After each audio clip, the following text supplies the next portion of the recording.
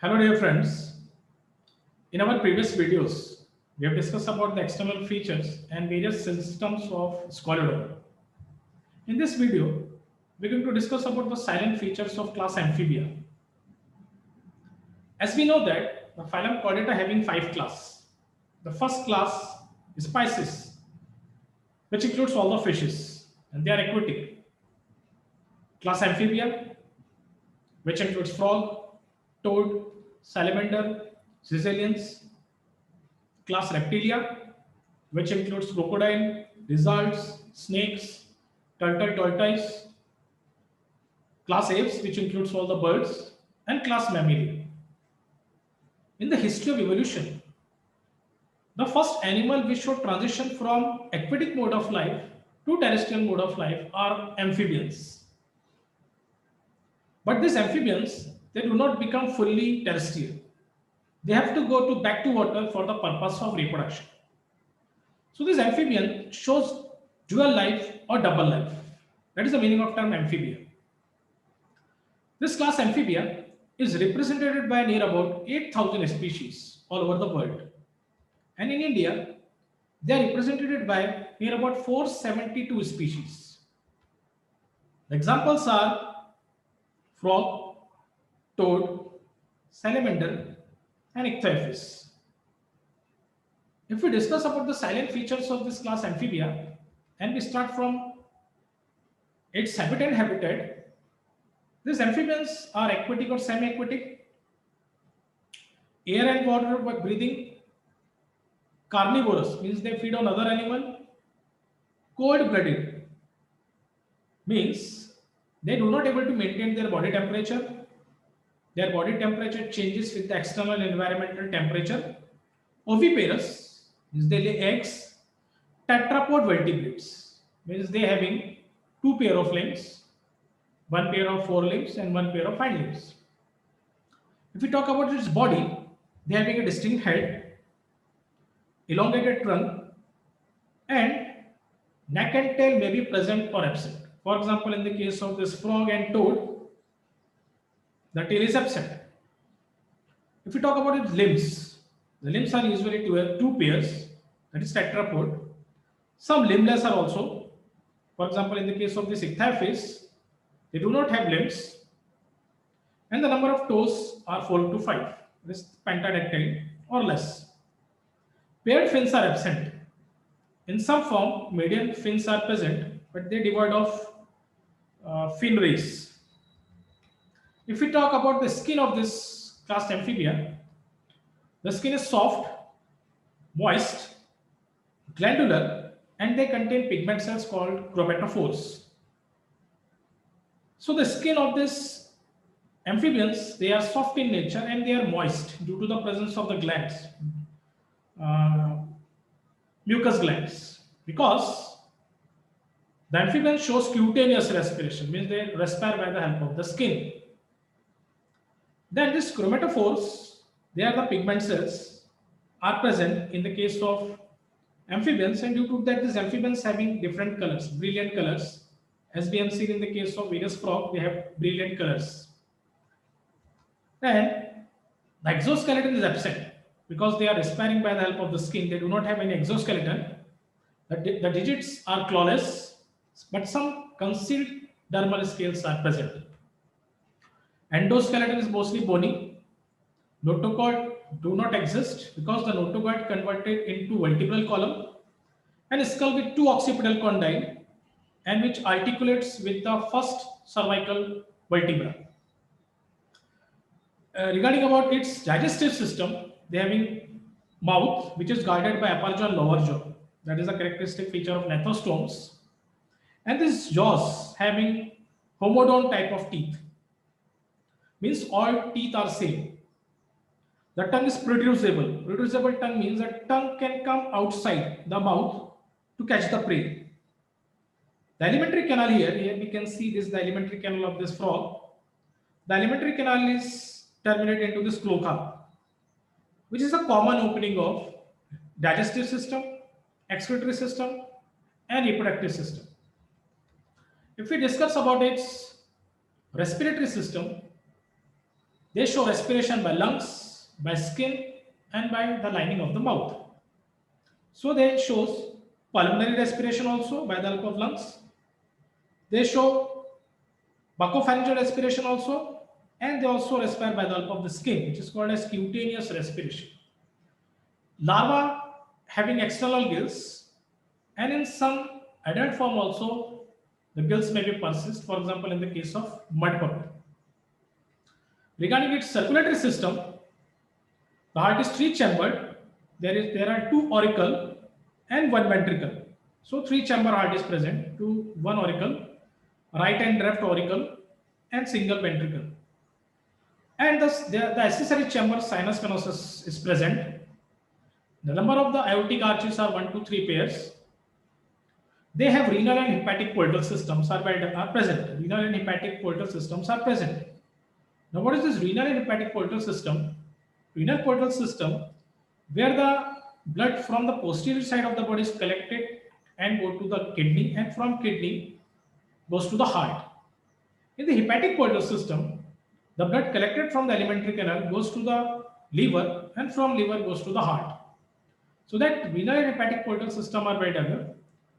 Erythrocytes, which are the red blood corpuscles, they are large, oval in shape, and they are nucleated when they have the nucleus.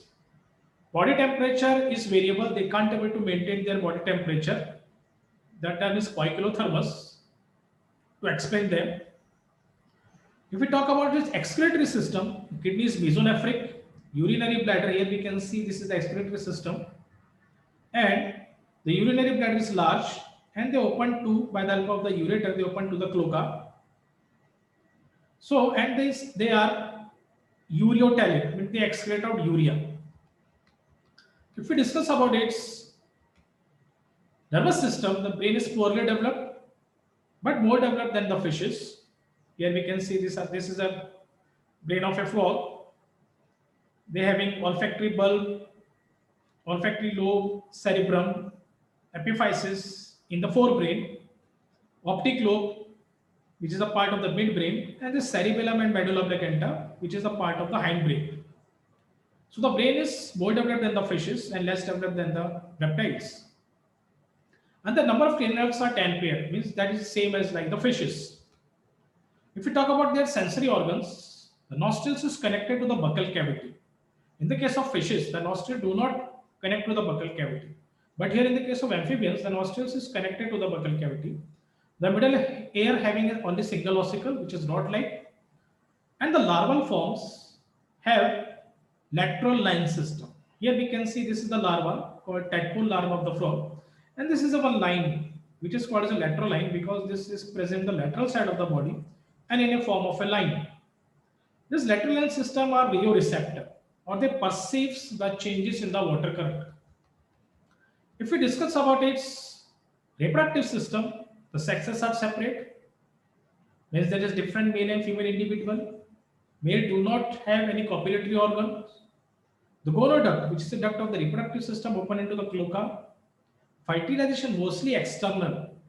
External fertilization means the fertilization takes place in the water, where both the male and female releases their gametes in the water and their union occurs. Female mostly oviparous, means they give directly, they lay eggs, though they are oviparous, mostly all are oviparous. And development indirect, means there is a formation of a larva. For example, well-known example is the tadpole larva of the frog. Here we can see this is the life cycle of a frog. This is adult frog which lay eggs in the water, and this egg form the embryo, and from this embryo there is a formation of a larva. Now here this is the tadpole larva, which is aquatic, herbivorous, and it having a tail and external gills for respiration. This larva changes and metamorphoses into adult frog, which do not have any external gills. It is insectivorous and they devoid of tail. So complete metamorphosis is there, and the cleavage process, which is the rapid mitotic division, is unequal because there is a formation of two different type of cells, micronucleus and macronucleus. No extraembryonic membrane is present, and the larva is called as tadpole larva, which metamorphoses into adult by complete metamorphosis process. So if we summarize this whole silent features of class Amphibia. Then these amphibians are aquatic and semi-aquatic. They are carnivorous, cold-blooded, egg-laying, and tetrapod vertebrates. The body is divided into head, trunk, in some form neck or tail may be present or absent. Limbs usually two pairs. Skin is soft. Glands are present, mucous glands, and chromatophores pigment cells are present. And this day shows cutaneous respiration. Exoskeleton is absent. Digits are clawless. In some form, considerable scales are present. Endoskeleton mostly bony. Notochord do not exist because notochord get converted into the vertebral column. And skull with two occipital condyles. Mouth large. They have homodont teeth, means all teeth are same. Tongue is producible, means can come outside from the mouth to get the food. Alimentary canal terminates into cloaca, which is a common opening. Respiration by lungs, pulmonary respiration by the skin as well as by the mouth. Larvae have external gills, and in some form, for example, in the case of mud puppy, the adult also have external gills. Heart is three-chambered, two auricle in one ventricle. Accessory chamber sinus venosus is present, and they having a well-developed renal and hepatic portal systems. Erythrocytes is oval and nucleated, and they are coagulothermous, contribute to maintain their body temperature. Kidney mesonephric, and urinary bladder is large, and they are ureotelic, when they excrete out the nitrogen based product is the urea. Brain is poorly developed. They have 10 pair of cranial nerves. Nostrils connected to the buccal cavity. They having a single ossicle in the air, and lateral line system is well developed in the case of larva. Sexes separate. External fertilization is there, and they are oviparous, mostly external fertilization. Development is indirect, when there is a formation of larva. In some form, direct development is also there, and cleavage is holoplastic. Extrameric membrane do not exist. Larva is tadpole, which shows complete metamorphosis. So this is all about the silent features of the class Amphibia. In classification of class Amphibia, there are three orders. Order Apoda, which includes all the limbless amphibians, for example, Ichthyophis.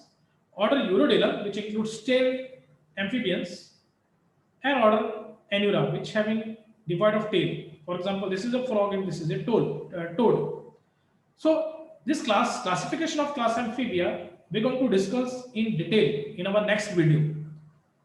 The references which we can use for the study of this class Amphibia are Modern Textbook of Zoology Vertebrates by R.L. Kotpal and Chordate Zoology by E.R. Jordan. So thank you very much for watching these videos.